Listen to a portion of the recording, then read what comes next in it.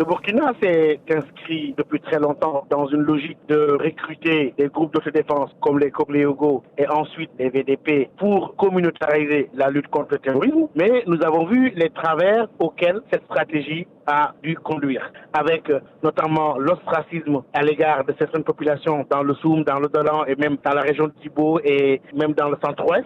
Et on voit aujourd'hui que cette stratégie-là n'a pas été payante. Cette stratégie a conduit véritablement à des conflits intercommunautaires que l'on a remarqués et qui ont exacerbé la situation sécuritaire au Burkina Faso. Et cette stratégie doit-elle continuer? S'il faut continuer dans cette même stratégie, il faudrait vraiment la mitiger et réorienter cette stratégie-là selon le nouveau paradigme, selon lequel la plupart de ce qu'on appelle des djihadistes au Burkina Faso sont burkinabés. 90% des combattants qu'on appelle djihadistes au Burkina Faso sont burkinabés.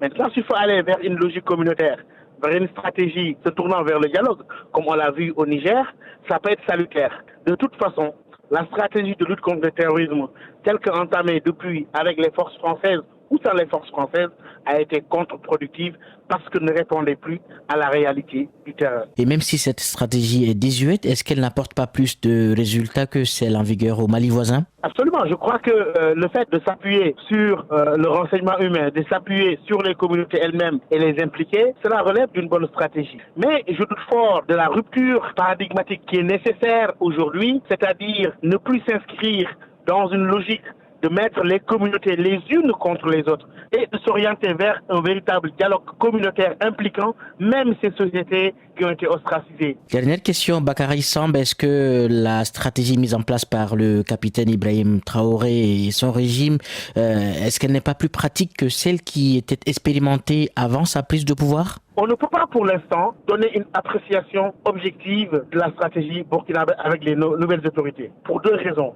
La première, c'est de nouvelles autorités qui arrivent au pouvoir et qui veulent s'adosser à une légitimité populaire et sociale, d'où la rupture immédiate avec la France pour montrer que cela changera par rapport à Damiba. Mais aussi, à part cet exploit qui a été de récupérer ces femmes qui ont été enlevées par les djihadistes, il faudrait donner du temps à cette stratégie-là, de voir comment elle va se déployer, comment elle va rompre avec les paradigmes antérieurs, mais surtout comment elle va faire de sorte à éviter les effets contre-productifs de la lutte contre le terrorisme qui utilisent certaines communautés contre les autres, notamment les communautés peules, au risque de créer aujourd'hui une véritable fracture au sein de la société burkinabé qui, à mon avis, pourrait aboutir à des conséquences encore plus dramatiques.